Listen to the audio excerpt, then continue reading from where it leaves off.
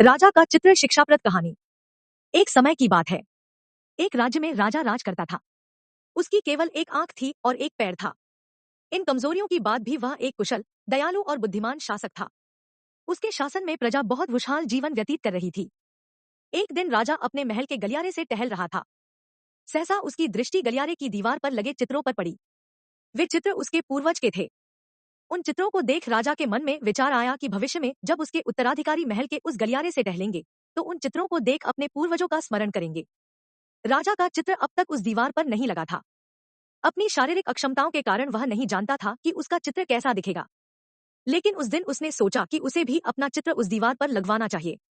अगले दिन उसने अपने राज्य के श्रेष्ठ चित्रकारों को दरबार में आमंत्रित किया।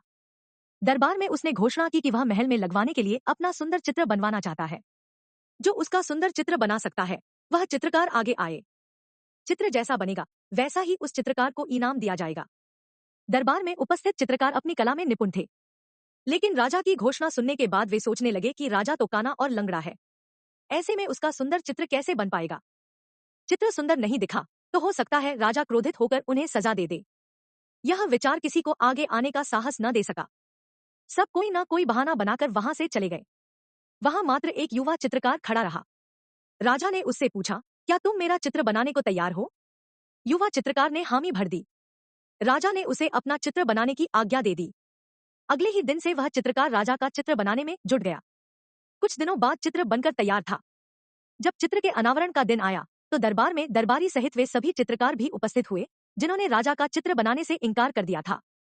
सभी उत्सुकता से चित्र के अनावरण की प्रतीक्षा कर रहे थे। जब चित्र का अनावरण हुआ तो राजा सहित सबके मुंह खुले के खुले रह गए। चित्र बहुत ही सुंदर बना था। उस चित्र में राजा दोनों तरफ पैर कर घोड़े पर बैठा हुआ था, जिसे एक ओर से चित्रित किया था और उसमें राजा का एक ही पैर नजर आ रहा था। साथ ही राजा धनुष चढ़ाकर एक आंख बंद कर निशाना साध रहा था, जिससे उसके काने होने की कमजोरी छुप गई थी। यह चित्र देख राजा बहुत प्रसन्न हुआ। चित्रकार ने अपनी बुद्धिमत्ता से उसकी अक्षमताओं को छुपाकर एक बहुत सुंदर चित्र बनाया था। राजा ने उसे पुरस्कृत करने के साथ उसे अपने दरबार का मुख्य चित्रकार बना दिया। Moral of the story. जीवन में आगे बढ़ना है तो हमें सदा सकारात्मक सोच रखना चाहिए। विषम परिस्थितियों में भी सकारात्मक दिशा में सोचने से किसी भी समस्या का समाधान आसानी से हो जाता है।